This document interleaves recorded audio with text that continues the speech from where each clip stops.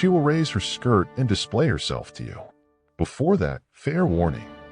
She is not wearing any panties. This anime is all about adult jokes and inappropriate comments. So, if you're not one of us, then skip ahead. But I won't be able to show the super smooth valley with sublime curved lines in this family-friendly recap. Shinojaki abruptly wakes up in class. But now he's getting distracted by a fine panty line. Stay focused, Chad. The girl in front glances at him. It's Kosa-ka. She was shy, beautiful, and top at her class. She's also good at sports. He liked her from the first day at school. While hiding in the corner, he saw her drop a paper, and he picked it up and called for her. After school, at the back, he's enjoying this fine evening when Kosa-ka arrives saying he called her to say something important. But he doesn't know he is in for a world of surprise. He is about to confess, but when the time comes, he completely forgets all the smooth lines he practiced. So he goes with a simple "I like you" line. What is her answer? What is she gonna say? He is getting nervous. And her answer was just a tad bit different from the norm. More like totally unexpected. She says she is new to this. This is her first. So she wants to do her best to be a good girlfriend.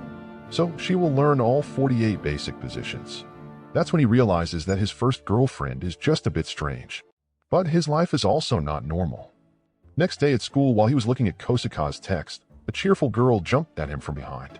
It's his sister, but not his actual sister. Another girl arrives. Because he doesn't have a girlfriend, she, the actual sister, will walk home with him. They don't know about Kosa-ka. The three of them walk home together. The next day at school, he is thinking how lucky he is to be dating the most beautiful girl. Kosa-ka comes and asks some simple questions. Since they are dating, she wants to know more about him. That's normal, right? But what is not normal is the questions. Right at the back, in the first question in their relationship, he is excited. What is she gonna ask? She asks with an unflinching face, "What are your sexual fetishes?" Now that's a great question. With a flustered face, he says he is just your average normal guy, with a normal fetish. When the teacher asks Kosa-ka to carry some books to the library, Shinojaki offers help by saying the absolute universal truth. Those looks heavy. Let me help carry them. If you are him, will you help her carry them? She reacts with the perfect line. So you're into bondage, right? She regrets, but the next moment she says, "Praise me, and I will reward you, you scum." While walking, he says some great words, but that takes an unexpected turn. He says it's normal to accept help sometimes. She agrees, but her reply is just wild. She says, then she will allow him to fill the role of her right hand only.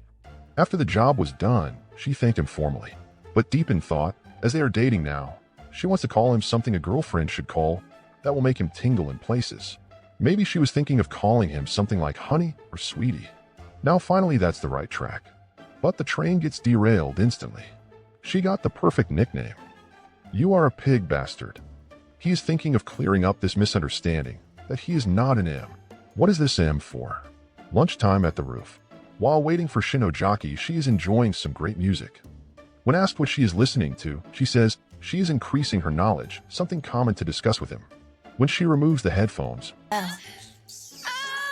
what the heck is she listening to in broad daylight?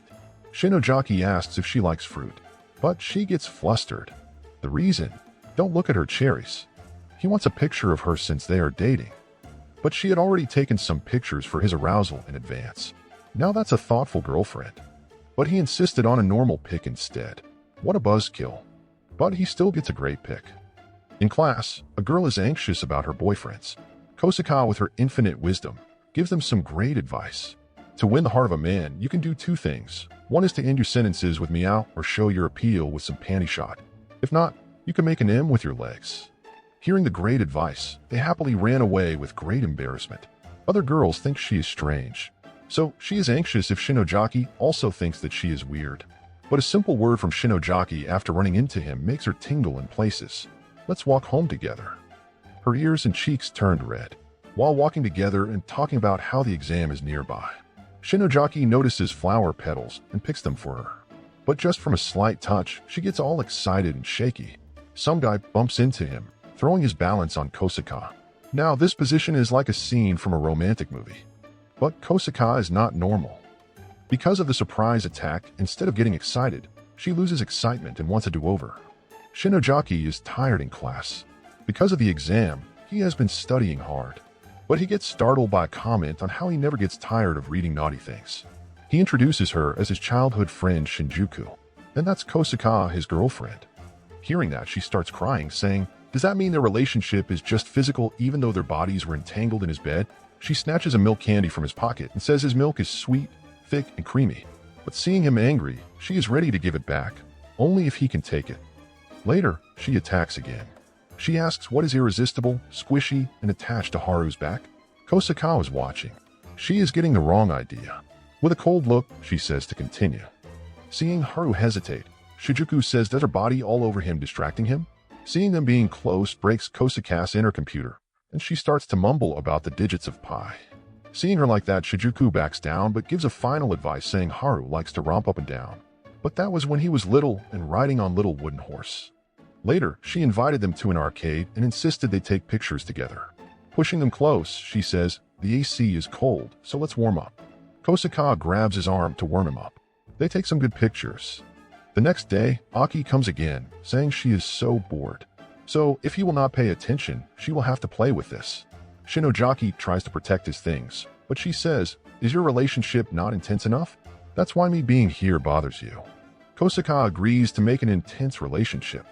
He tells Kosa-ka not to think that, but later at class, he's having second thoughts. He receives a message to go to the gym storage room from Kosa-ka.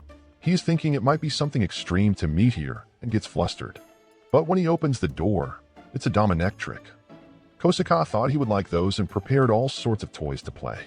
She wants to apply a shock machine on her, anywhere he likes. She then pulls out a sexy book from his bag, but she just put it there.